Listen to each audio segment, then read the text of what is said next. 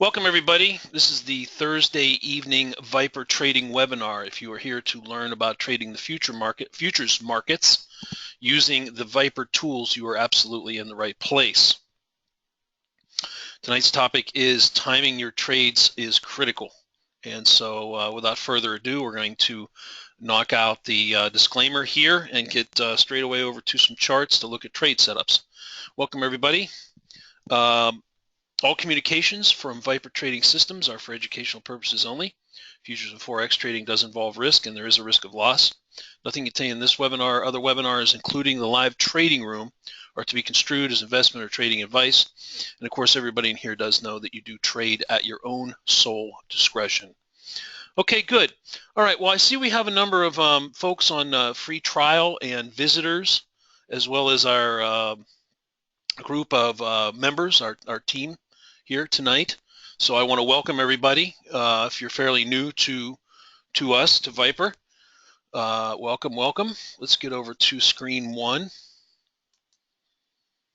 So what I'd like to start off with tonight, since we have some fresh new folks in here, is to orient you as to what you're looking at, because in the beginning, as you get into trading, hey Ken, Heidi Ho, just coming in. Just saw you came in there. It may seem a little daunting and a little bit confusing, and that's not intentional. That's just whenever you learn a new something new, sometimes it takes a little bit of time to learn it, and you have to give yourself a little bit of time and be patient and try to just learn as much or little bits at a time as you can. And what will happen is, it's like anything, memory muscle, so to speak. You start to learn it, you see recognize price patterns, you see them again, and with more screen time and time in the room and webinars, the trade setups will just sort of jump off the charts eventually at you, and you'll start to almost do them sort of subconsciously. That's kind of the goal that you want to get to, where we've always said that the live room is not intended to be a crutch, so to speak. It's really intended for observing swings and talking about trades that theoretically, hypothetically, you should already see yourself on your own charts. So without further ado, let's go ahead and look at this chart right here. This is YM. Like I said, I think in the beginning here, I'm going to cover some of the basics. So if you're an experienced trader, and I know a lot of you are in here tonight too, just kind of bear with me a little bit. The instruments that you see in the live room, the ones that we actively trade, are as follows. YM, this is the mini Dow. It's $5 per tick. That means that each tick of movement equals $5 to your trading account, up or down, right? We also trade the Russell. You'll see TF in there. That is $10 a tick. So in regards to risk and return from a trading perspective, it's twice as risky and yields twice the return as a $5 instrument like YM. Likewise, we also trade NASDAQ futures and Q. These are all March contracts. All the equities and the currencies are March contracts now. They are a little bit like options in that way that every quarter or so, some of them are a little different. Some of them are bi-monthly. Some of them have different when you get into the commodities down here. But for the most part, on the equities and the currencies here, like the Euro futures, these are all, they rotate every 3 months. Of course, the other one we have in the room here is crude oil. As you know, Gary, my business partner, actively trades crude oil in the room, and I've started to trade it more recently. There was a period there for a while, for a couple of years, where crude was kind of choppy. I chose to stay out of it. I like the fact that it's highly correlated to the equity markets now. So generally speaking, if you notice, and this is a more recent phenomenon, when crude oil is going up, generally speaking, you're going to see the equity market kind of go with it. Crude oil selling off. We'll look at some more charts and you'll see this in a little more detail. Crude oil selling off, market generally has been selling off as well. So before we get into the charts and the indicators themselves, I want to say this, and for those of you that have heard me say this literally 500 times probably over the years, instrument selection is very, very critical to your success, okay?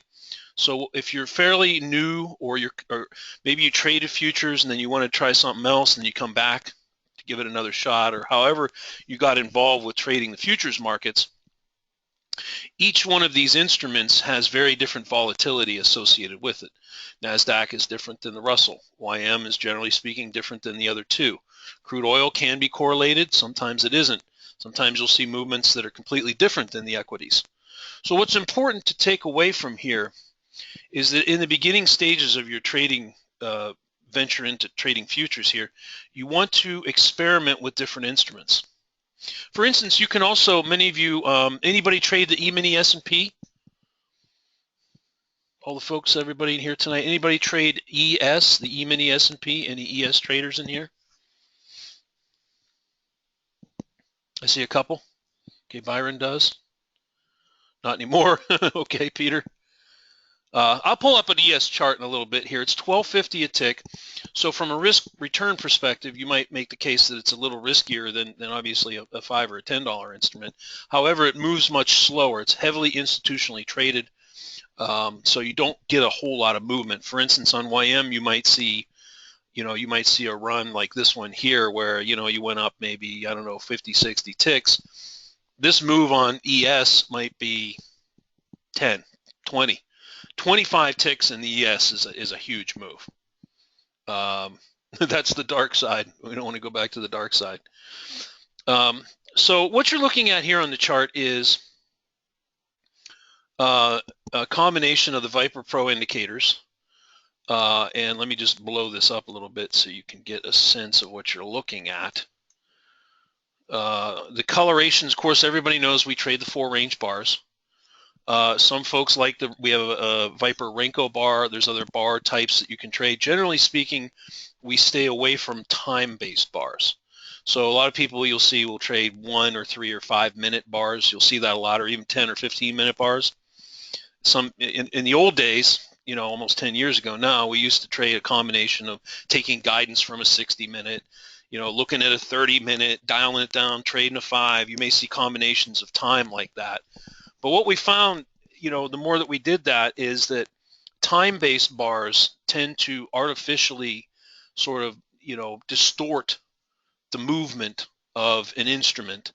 And we found that going with a range type bar or even some form of a Renko bar smooths it out, takes some of that spurious data that you get that, like on a 1 minute chart or a 3 minute, you might see a huge bar. Like, if something moves up very quickly, this might be one huge bar, and then you'll see a whole bunch of tiny little bars. Very difficult to trade. That's why many, many years ago we migrated to the 4 range chart. So that's what we like, and that's what we stick to. That's what you're going to see in the room, and that's what we teach. Now, as far as the indicators go, you can see here that you have a background color. There is green. There's an intermittent color that looks like this, and then, of course, there's red. This is the 3 main background colors. Same with the bars. You might note that you have blue, you have yellow, and you have red. Okay, so that's the background and the bar colors. The most prominent thing, of course, on this chart is the bands, what we call the mid band, which is the thick, chunky one in the middle. And then we have a series of bands. Hold on, let's kind of lock it up on me here. 1, 2, 3, 4 above it. 1, 2, 3, 4 below it. And the outermost band is a different color.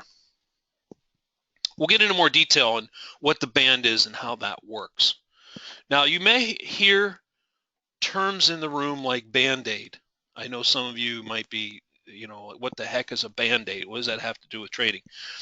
All a Band-Aid simply is this. Okay, so we have these prescribed times where we like to look at certain movement in the markets. And like in the room, for instance, you're going to see a box paint at 6:31 Pacific, which would be right about in here. Now, what that means is that wherever the price is located at the specified time, it can be any time, we choose the open at 6:31 and 6:32 to draw what we call Band-Aids. At 6:31, the price was located right here on YM, approximately right in here. So essentially what a Band-Aid is it paints the band. That's all that is. There's no much, it's not more complicated than that. A lot of people are like, what the heck is this Band-Aid? What am I supposed to do with it? I'll talk about that in a second. So 631 Band-Aid would paint here. And then a 632 Band-Aid would probably have painted, let's see, 1, 2, 3, looks like maybe right here. 632. Yeah, 632 Band-Aid would look something like that.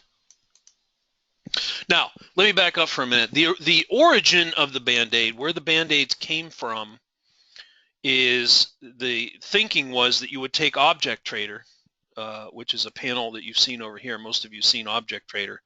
That's a whole separate thing I'm not going to get into tonight. I'll talk more about that on some advanced topics on Saturday morning. But the notion was that you would essentially engulf the Band-Aid area with a region box using Object Trader, and then allow the market to, or the Object Trader tool, to take longs on a break above it and shorts on a break below it. That was the original thinking, okay? And that when we say timing is critical in your trading, what we're talking about is that certain times of the morning and throughout the course of the day, markets tend to move. They move at market opens, like the crude pit at 6 o'clock. Some of you may have traded the crude pit with Gary, 6 o'clock in the morning, Pacific time. That's when crude tends to move, and we'll pull a crude chart up in a little bit. The equities move at 6:30. Generally, you have some news come around 7 in the morning. Sometimes you get V tops and V bottoms at 7 a.m. So that would be another area we're going to look at over here. But that's essentially what the Band-Aid is. Now, when Band-Aids form, they don't necessarily mean that you have to take a trade in or out of them, simply because you can analyze what the market's doing at the time the Band-Aid paints and trade accordingly. What do I mean by that? Well, what I mean by that is this, is that see the position of these Band-Aids? Now, from the pre-market session over here, 5:30, 6 o'clock, to maybe 5-6 minutes into the equity market open, was this market trending or not trending? I'm talking about this swath of time right here. Was this market trending or not trending? Right in here. Right through this area I'm circling with my cursor. Would you say that the market was trending or not trending in that span of about an hour, half an hour, a little over half an hour? You can even go back a little bit into here if we wanted to. Further go back. 555. Yeah, it's not trending. It's range bound. It's going sideways.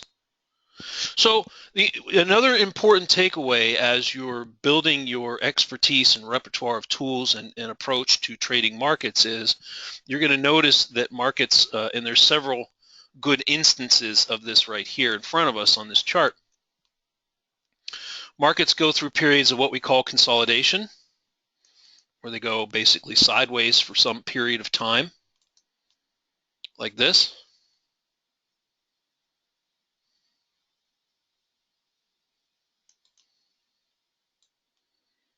Right?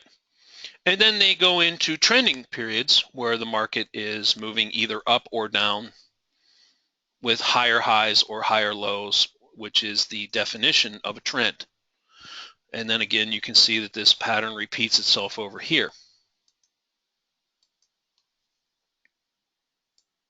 Right here. And then it comes out of this consolidation patch over here and breaks back up and continues the move upward right through here. So it's very important for us to know as traders, it's critical to our success and your success and everybody's success in trading these markets is to understand what type of market you're dealing with at any given point, because that's going to drive all of your decision making in regards to what type of trades you're going to take. For instance, in here, right at the open, do you think it would be a good idea to trade these Band-Aids that are located right in the middle of this trading range, as I have drawn here? What do you think? You think that's a prudent way to approach this, the condition that the market is in here? Would this be the best way to approach trading that? What do you think?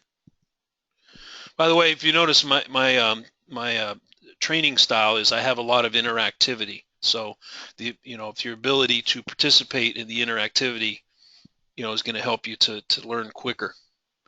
Yeah, no, this condition here, where the band-aids in the market at the open here are stuck right in the middle of a very tight trading range. A very wise man says you could get whack-a-mole in that. Carl G. I like that quote. That's a good quote. Yeah, because think about it. If you took a break out of the top of this band-aid, where is resistance to take your profits? Well, it's only a few ticks. The top of the trading range is only located a few ticks above the box. What's your opportunity to get profit? By the time you get profit, things reverse and coming back down, and you're looking to get out before you get beat up, right? Likewise, you don't want to short this because the background is green and the prevailing trend is still kind of up. Generally speaking, you have blue bars, you have a green background. Even though you're consolidating, we're still more or less in an uptrend. So the appropriate way to approach this in this particular condition, this is this morning, okay, is, and let me phrase this in terms of a question. If you were going to trade this range, I'm going to give you two selections, an A and a B, okay? A would be your primary mode of entry would be to short the top of the range up here and take profits at the bottom. That's A. B, your primary mode of entry is to buy the bottom of the range and take profits when it hits the top of the range. What's your primary mode of entry? Shorting the top A or buying the bottom B when you see a range like this in the current condition of a market that looks like this? What is your primary approach to it? And excuse me, hold on a second.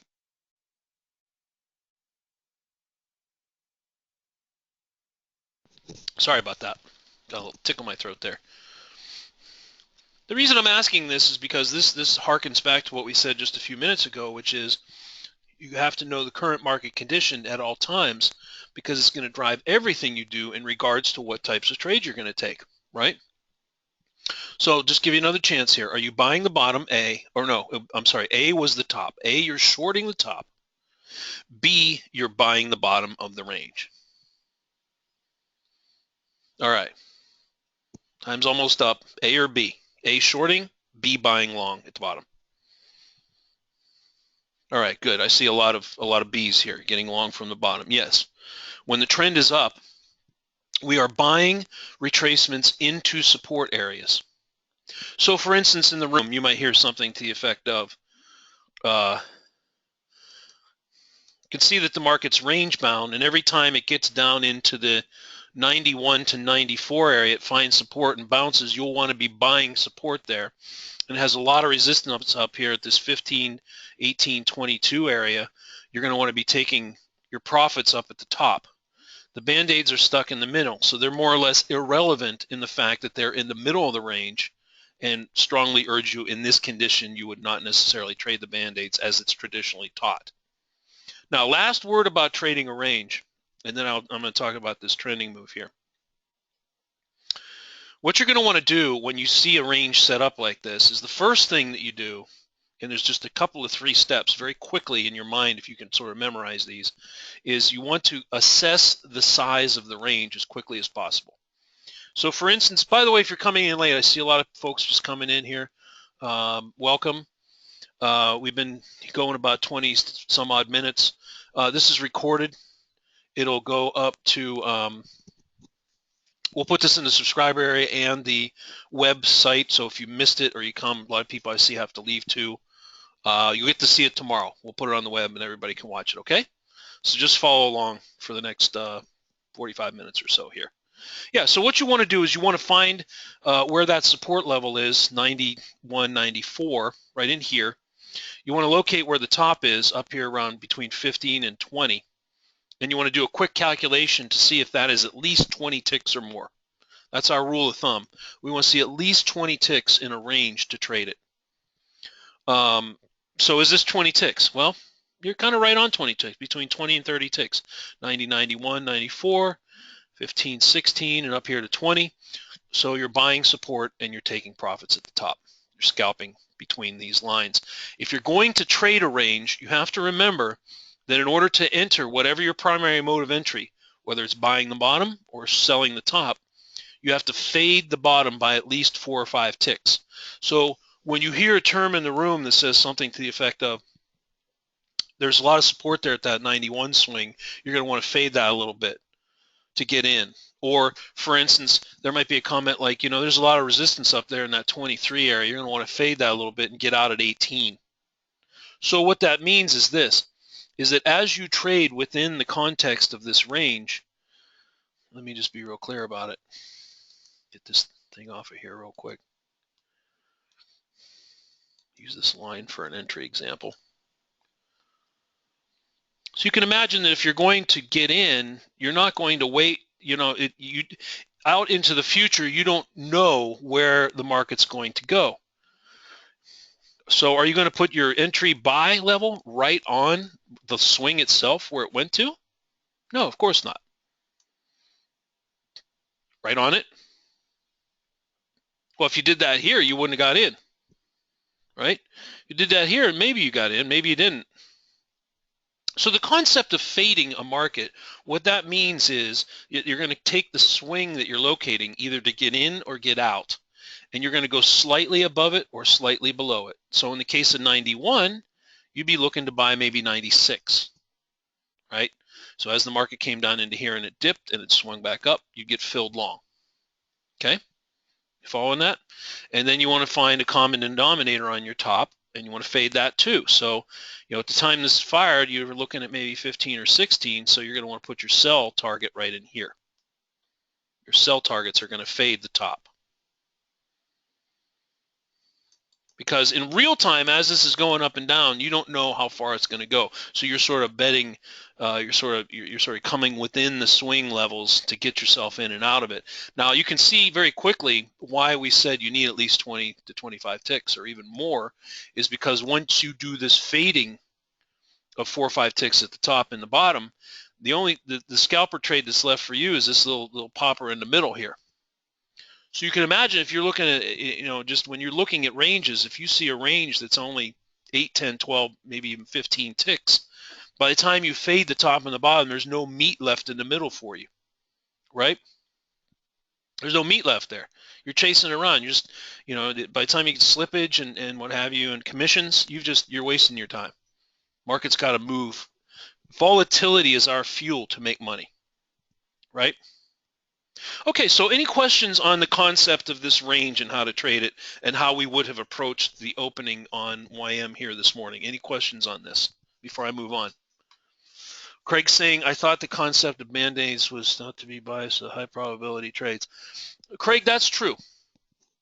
He's saying you shouldn't have a bias. I would say that is absolutely true, particularly, let's use a hypothetical example.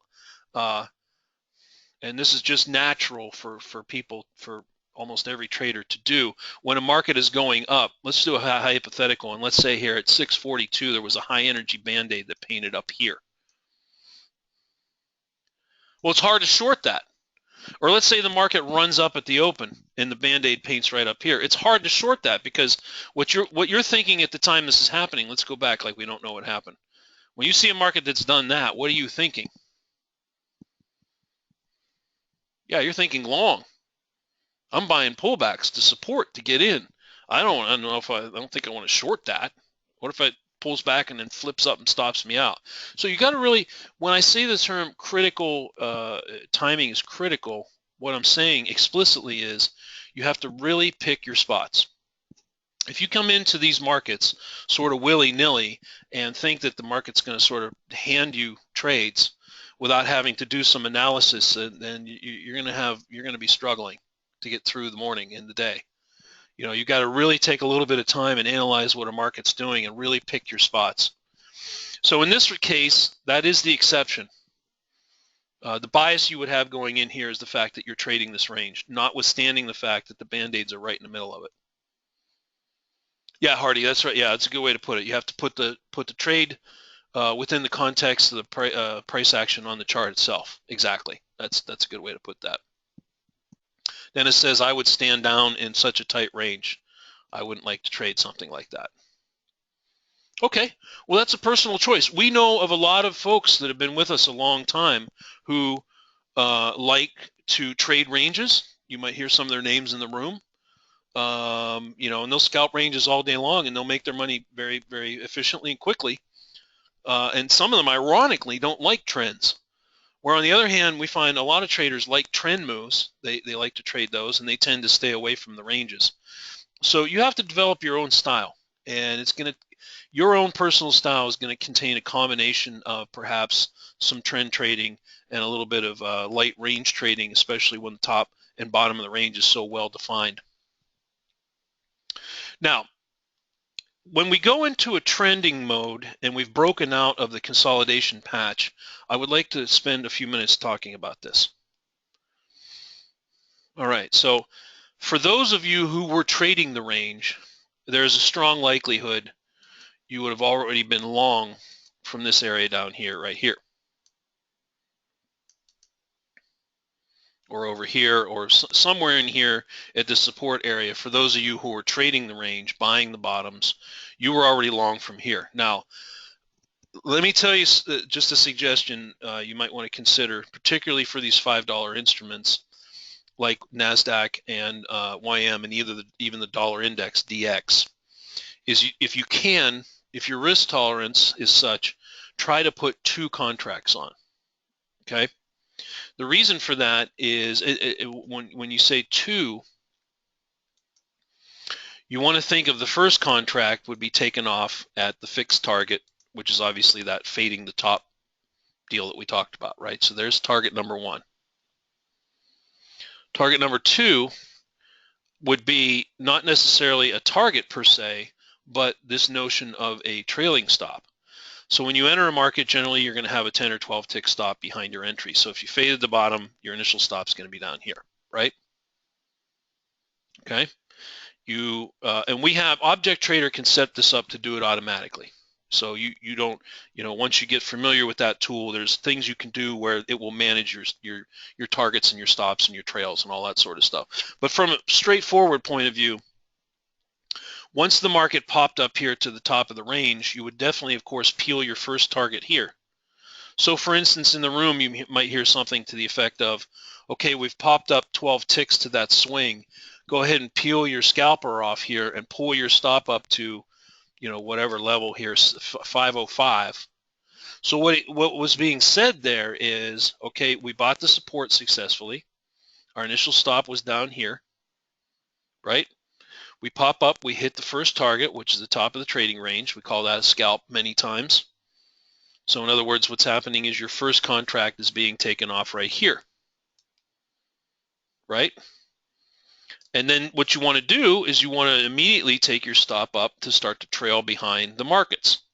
As the market moves up, you're taking your trailing stop up, or Object Trader is managing it for you. And then you just keep going up, up, up. And you might hear a comment in the room to the effect of, go ahead and pull your targets out of the way. We have some runners now.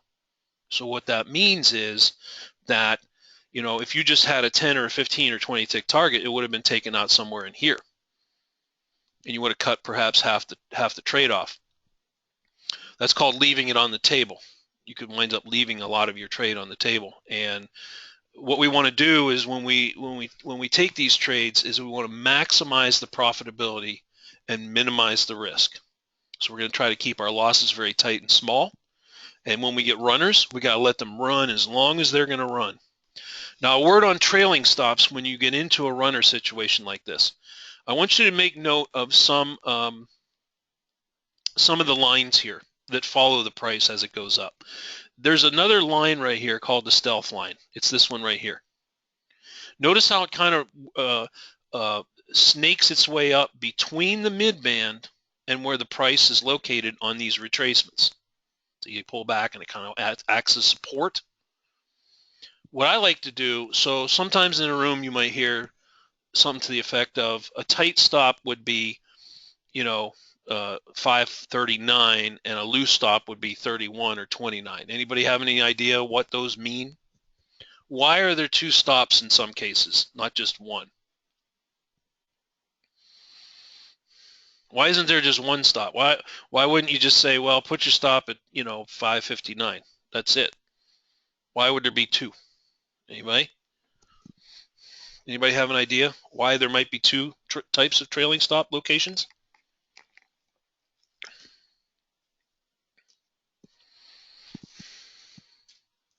Risk management from Hardy. Okay. It depends on the trader. May have only traded one contract. There you go. Peter got it right there. To give the runner some space to move. That's right. So let me blow this move up here and get into some details about how to approach this. This is sort of the meat and potatoes of the trading here. Okay. Now, there are different types of traders in here tonight, and there's different types of traders all over the world. Some types of traders like to get in and out, book their profits, and this might be some of you. When a move occurs, they like to book their profits quickly and then look to get back in. Other traders prefer to take less trades and let the trades that they do take run as far as they can possibly go. So in this case, what we're talking about here is, in a trend move, you have this notion of thrust, where the market moves in the trend direction, of course, which is up. And then you have, in this case, a very shallow retracement like such. Now, traders who keep very tight stops and scalp might have been stopped out of this trade right here. In other words, their stops are tightly following the back of the bars as the move comes up, move comes up, move comes up. Very tight. They pop out of it. You get a little reversal here, and they get right back in, and they ride that back up. And then you have another situation right here where it does it again. Now, a word on these retracements. When these retracements occur in real time, we don't know where generally a market is going to pull back to. In this case, pulling back into support to buy to get long, right? You have in conceptually, just follow me here, okay? When a market pulls back, you think of it as kind of a little area of retracement where markets can come back into. They can be very shallow in their retracements, and they come back sort of into the stealth line and bounce, like you see here, 2-3 times. They have deeper retracements, where they can come all the way back into the mid-band, sort of a mid-range retracement.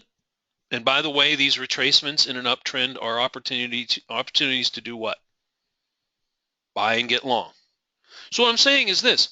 Let's suppose that hypothetically you were one of these traders that didn't get this. You didn't buy down here. You weren't trading this range. You were waiting to see it break out, and then you want to see a pullback to get in. Well, here's your pullback to get in right here. So you hear that in the room a lot from Gary and I. You'll hear that a lot in the room.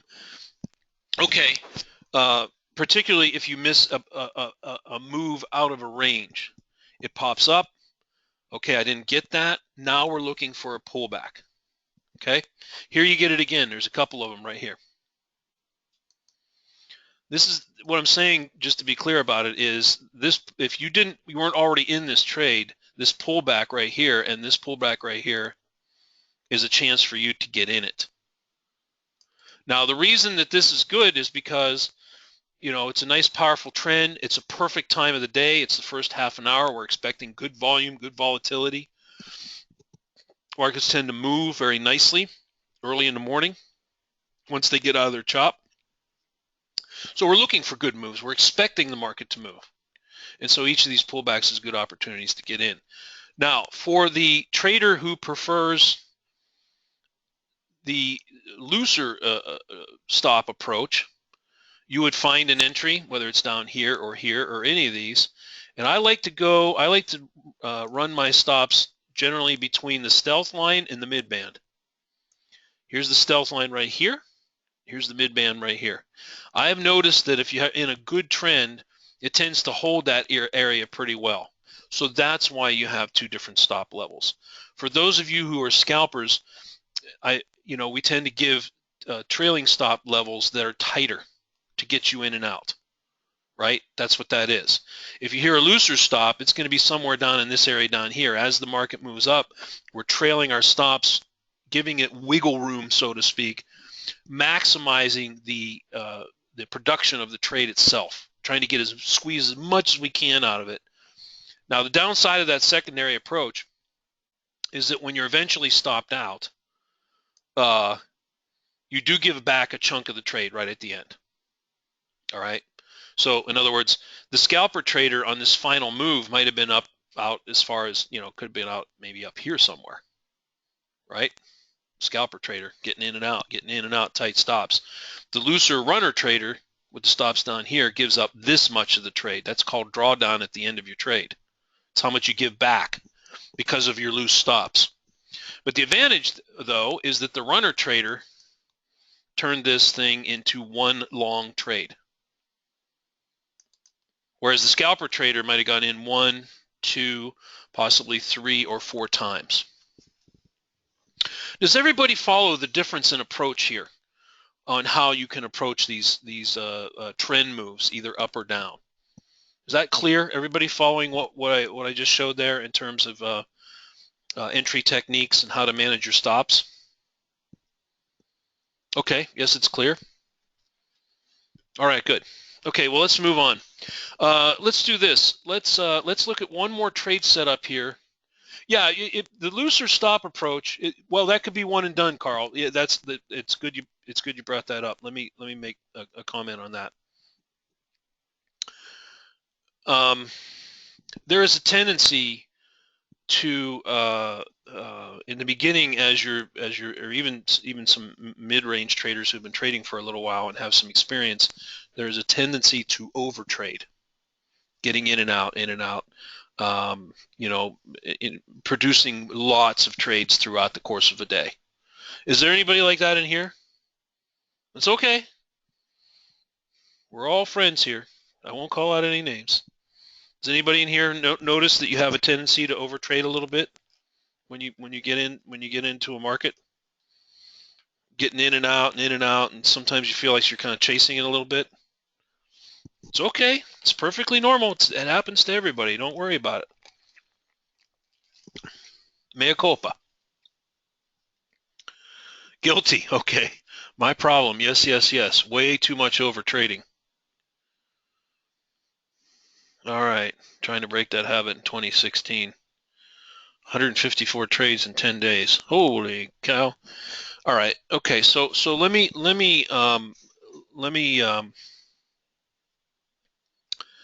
see if I can do something to help you with that. How many trades do you need to be profitable in any given trading day? Tried the coin approach, it didn't work. Okay. How many trades do you need in a trading day to be profitable?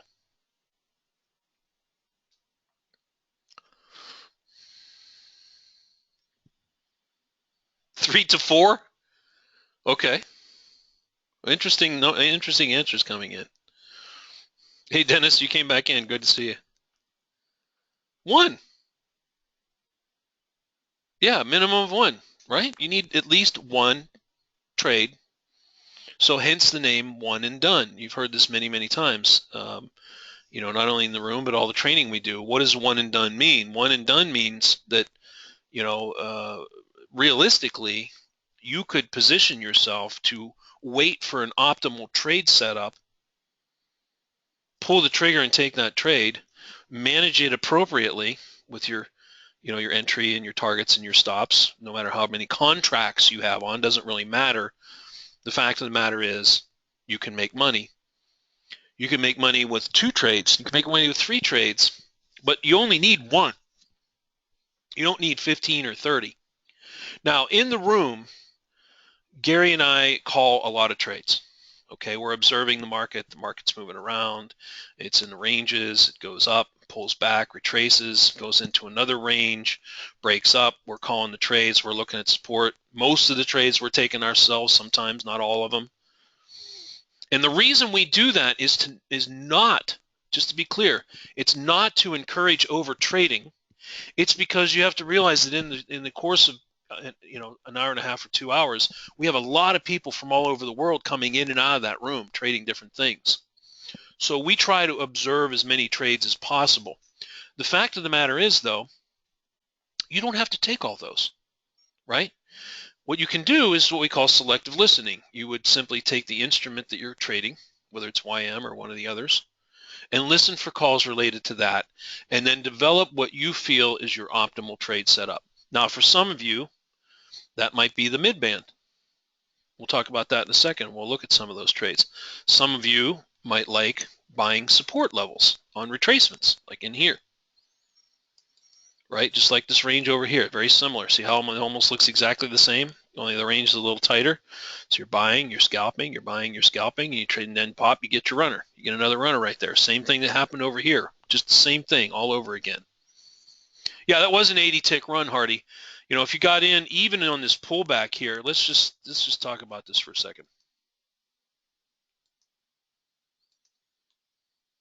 All right, let's say you got in on this pullback. You missed this down here, so you didn't get any of that. But you get in here and you pull the trigger and you get filled maybe on this bar right here, 544, and you trail your stop, and maybe you get out up here at 93-ish. Let's use a round number. 94, 50 ticks plus or minus. You're right. You're right, Hardy. The whole thing from top to bottom was around 80 ticks. But let's suppose you caught 45 or 50 in the middle here. One contract would put you up about $250. Now, some of you, if you have somewhat of a modest trading account, $250 might be a good morning for you. That could be your one and done right here, done. You got in, you waited patiently for the good setup, you saw the trade, you pulled the trigger, maybe you put 2 contracts on, maybe you put 1, maybe you put 1 contract on and scalped it, or 2, peeled some off on a 10 tick pop, and then you let the runner go up for another 45, 50 of it. Maybe you made $300. So all we need to have some goals, and I would suggest as you're in the beginning of your trading, it's really critical to not focus on the money. The money's not important when you start, and it's really the optimal setup for you as you learn this trading is to have enough spare capital that you can live on, where as you're learning, you don't need to create an income stream from it until you're consistent and you do have an income stream, right? Many traders that trade with us have part-time or full-time jobs or other commitments. Some are retired, or you're trading a 401k or whatever. But in the beginning, as you're learning it, you really want to try to not put a lot of pressure on yourselves from a dollar perspective. So for instance, maybe you have some very modest goals as you try to start off. Maybe you just want to make $50 a day. Maybe you just want to make $100 a day. Maybe you just want to break even and make, because what you're trying to do, if you try not to focus on the money, is look for the optimal trade entries and train yourself to learn to see the optimal trade entries, and then train yourself to use the tools to take them. Once you have a win rate up high over 67, 70, 80%, now you can increase your risk, trade live, and put more contracts on. Yeah, Vince Lombardi has saying, winning isn't everything, it's the only thing. So we have to focus on what's important, and what's important is developing the skill sets and the mentality to succeed with good entries and trade management, and then the money will come to you. Trust me when I say this. The money will come to you if you master the skills first. Anyway, enough said about that. So we talked about not over trading. Let's get another chart done here. What else do we want to look at here? What else does everybody like to trade? What other instruments? I've got a NASDAQ chart here. I can put a Russell up, crude oil. What do we want to look at? We got about 10 minutes left. Anthony wants NASDAQ. Okay, we got a couple of NASDAQs. Michael, crude oil. All right, let's see if we can pop NASI and crude oil. Excuse me, hold on a second.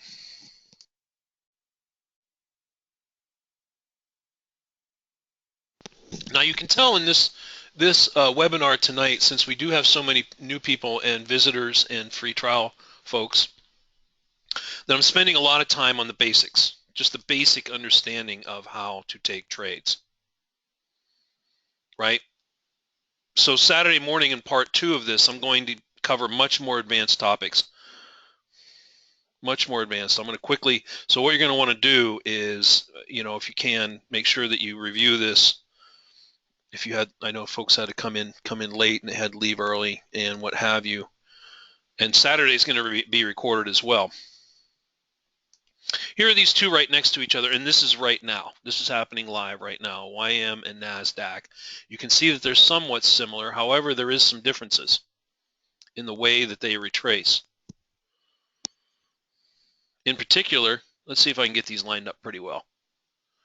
I want to use this as an example in real time. I want to show you what's going on with these instruments and how they behave differently. Let's see if I can get them aligned pretty closely. Stand by 1 second, please. Okay, I got it 1725 over here. 1 minute, 1 second, please. I think went a little too far. Ah, come on, behave yourself. All right, this is probably about as close as I'm going to get it. This is some after hours movement. It's not necessarily reflective of how these markets move, but it's pretty close. You're going to see that there's some subtle differences in the way they move. And NASDAQ lately is one instrument, it didn't used to be like this, that has much deeper retracements. We just call that the stealth line, Dennis, the stealth line. That's a stealth line right there. It's just built right into the pro indicators. So there's a lot of movement after hours. I don't know. Does anybody know? Was there some news that came out? There was something that really jolted the markets, because as I was looking at YM, I saw NASDAQ shooting all over the place. And what I'm talking about is this. What we generally like to have is and this is the retracement aspect of what we're talking about here.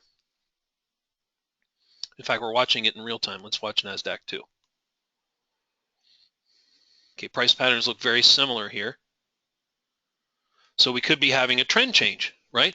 Here the trend was down. So each time it came up, rolled over, broke down, we have a short. Comes up, rolls over, breaks down, we have another short. Comes up, rolls over, and we have another short. Notice the spiky move right here. Let's see, 1743, 41. Here's what I want to talk about, and it's probably China. Yeah, Hardy, Adam. Shanghai is up, down, or up 2 to 3%.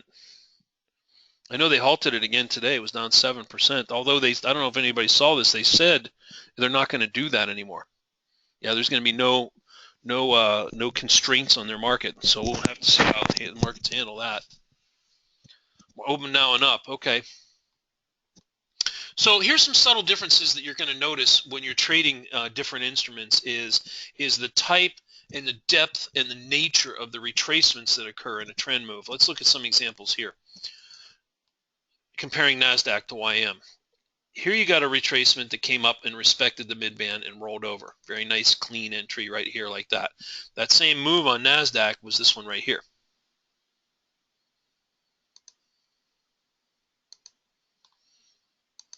See how it comes a little further? This retracement here on YM that comes up just a little bit above the midband and rolls right here is this one on NASDAQ right here. Come on, Nazi, be a little friendly now. Let me draw a circle. Can everybody see the difference? Can you see the difference on these? And if I was to put a Russell chart up here, you would see similar differences to it. And so if you are a retracement trader in trends, you're going to have to align yourself with a market that moves in sync with how you like to trade.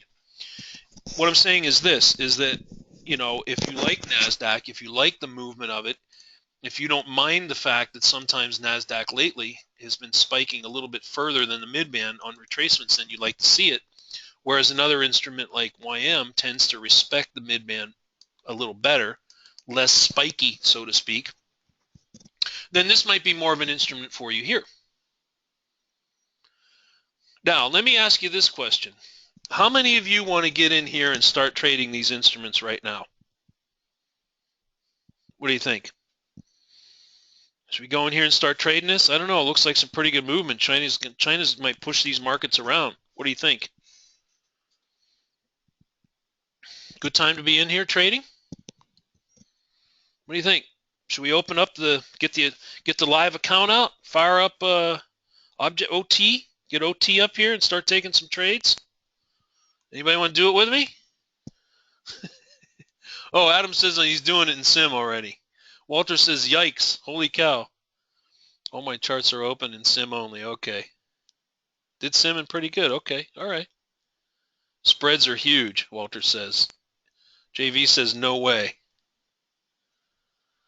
Yeah, you got to really be careful after hours. You guys are hitting on, guys and gals, everybody here is hitting on some very important points. And this gets back to the whole timing issue, is you've got to really pick your spots. We know that the whole China volatility issue has spread itself into the U.S. markets. There's no question about it, right? So as long as there, that Chinese equity market is shooting up and down, it's going to have an impact on the futures. And you got to get in there and see what the spreads look like and what the liquidity looks like. Let me see if I can do that. Hold on. Let's look at the spreads and the liquidity real quick here. Stand by. And that will drive whether you really want to trade it. Okay, you don't want to pay a 4-tick spread plus your commission to get in and out, right? You got to have a huge move just to make up for that. You don't want that, obviously. Let's see what the spreads are. Yeah, that's the problem with trading after hours, particularly if you get these spikes in these funky directions and you pick the wrong direction. Yeah, here's the spread on NASDAQ right now. I've seen it as much as 4 ticks. See, in the course of a normal day, this will be a 1-tick spread to get in and out, right? Here you're looking at 4 or more. So, you buy here and your fill is way up here. And, the background is green, but you really want to trade this because you're kind of in a range. And here, for instance, if you tried to buy the mid-band support, you might have got creamed, got stopped out, and then it ran back up. So it's very whippy right now. A word about mid-band trades, okay, and retracements. You might hear terms in the room, something to the effect of box that in. Does everybody know what box that in means? Is anybody not certain what box that in means? The term, look, it's consolidating at the mid-band right now. Go ahead and box that in, no bias.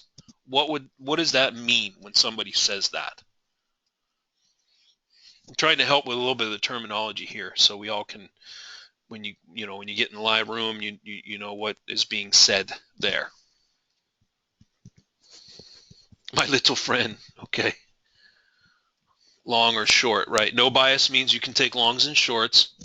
So we have the term box in refers to the notion of using object trader, using a region box, and then engulfing an area with a box.